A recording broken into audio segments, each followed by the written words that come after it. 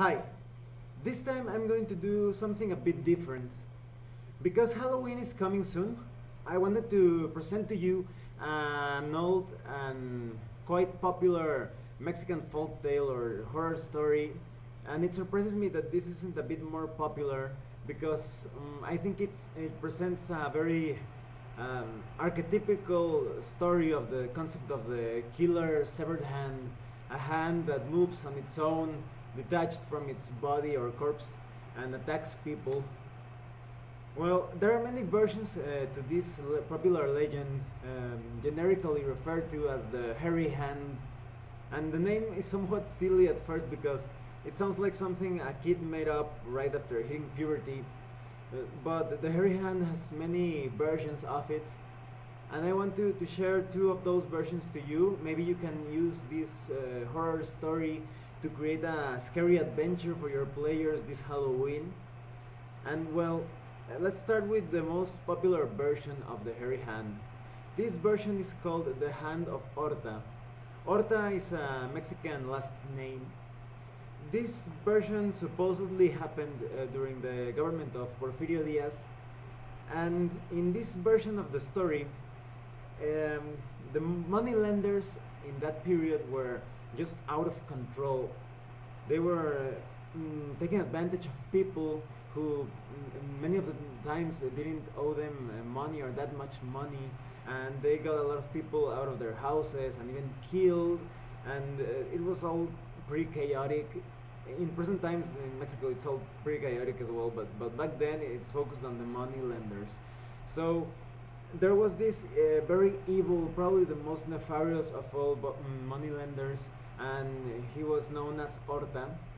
And Horta was this very ugly man of short height, fat, bald, and with he was just a very ugly man, and he used to wear a lot of gold rings in each of his hands, and that's a very offensive thing to some people because there are some people in Mexico that start out really poor, and as soon as they get money, usually through crime, they wear all sort of jewelry and gold trinkets to show off, like I'm better than you. So this was a very despicable man, and everybody was they pretty much hated him, and everybody would say God is going to take your hand away from you because of his with the rings that he always used to show off in his fingers, and they would say stuff like God is going to dry your hand out, and eventually Horta died, and because of mysterious unexplained reasons, and they said that shortly after dying, his hand, I don't know if it was the right or the left one, fell off his corpse, as if it was somehow as if it dried out like dried fruit that fell off the tree, and they buried his corpse with his severed hand, or well, his the hand that fell off. And shortly after that, they said that the hand of Horta could be seen moving about the graveyard, and it attacked people if someone got inattentive or caught by surprise by the hand. The hand would claw up that person's body and pull out that person's eyes and strangle that person. And the ugly hand even moved over the walls of the graveyard. It kind of resembled like a very ugly insect in the way it moved, or maybe a spider. Eventually, no one knows what happened to the hand. According to the legends, sometimes it suddenly stopped appearing, and well, based on folk legends and following that train of logic, maybe the hand somehow climbed the top of some nail or metal spike in the graveyard, and kind of like hurt itself, or disintegrated or dissipated in the logic of ghosts and demons, and that's the when the story ends. Now this second version of the hairy hand is a lot more creepy in my opinion, and this is just called the hairy hand, like the original title. And this supposedly happened in Veracruz during colonial times. There were a number of killings, unexplained killings, where the person was found dead with no other marks but five black spots on that person's neck, on its corpse.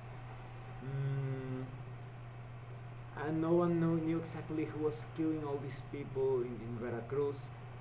Now, this story was told by a noble Spaniard, and the Spaniard got invited to Veracruz to visit his duelist friend. He was a very skilled fighter that killed all of his opponents. Well, obviously, because if he's a duelist, losing a duel either meant death or maybe disfiguration or humiliation of some sort. And this was like the best duelist in Veracruz. So this noble Spaniard got invited to the duelist's house or mansion, and as soon as he arrived, he started having a pleasant dinner with the duelist, and they all talked about different things. Eventually, the duelist offered to show his weapon collection to his noble Spaniard friend, and so they went and started looking at all the weapons. And amongst all the weapons, the noble Spaniard saw this hideous, blackened, dry, furry kind of like animal fur growing out of that ghastly, hideous corpse hand, and was right between some swords and guns. And the strangest thing of all is that this hand had some really horrible claws, really black, and it was tied around with a chain, sort of like a leash. And so the duelist said, "This hand belonged to my worst enemy. After I killed him, I cut the hand off with a hatchet and let it dry for 7 days. The hand is always trying to escape, so I have to keep it tied to this chain." And that very night, well, the noble Spaniard went to sleep. Obviously, it wasn't a very pleasant night after hearing that ghastly story. And around 3 or 4 o'clock in the morning, he was awakened by a servant that told him that the duelist had been assassinated. The noble Spaniard ran to his friend's bedroom, and he saw the signs of a terrible struggle. Everything was just upside down and things were broken. And in a corner of the room there was the corpse of the duelist with no marks save for 5 black spots on the duelist's neck. After that, they said that the killings got a bit more out of control. More people died with those marks on the neck, and they even said that the hand that the duelist had chained, obviously the hand was no longer there in that spot where it was supposed to be chained. But the hand was seen later on the grave of the duelist some weeks after that. And the noble Spaniard kept having these horrible nightmares that the hand was crawling all over his house, and the curtains as if it were searching for him, because he was kind of like the witness to the crime. And then the story ends there. You don't know what else happened, if maybe it attacked the noble Spaniard, or who knows. And they said that up to this day sometimes there are mysterious killings in Veracruz like that, but it's all just a folk tale. But it's quite interesting. You could use this as an adventure scene, perhaps for a dark fantasy game, or something a bit grittier, maybe a horror game in modern times even.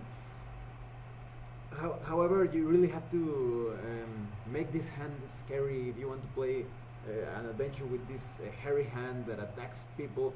Make it powerful, because a lot of adventurers consider crawling hands to be quite easy to defeat, like the hands in Ravenloft or Forgotten Realms, the crawling claws.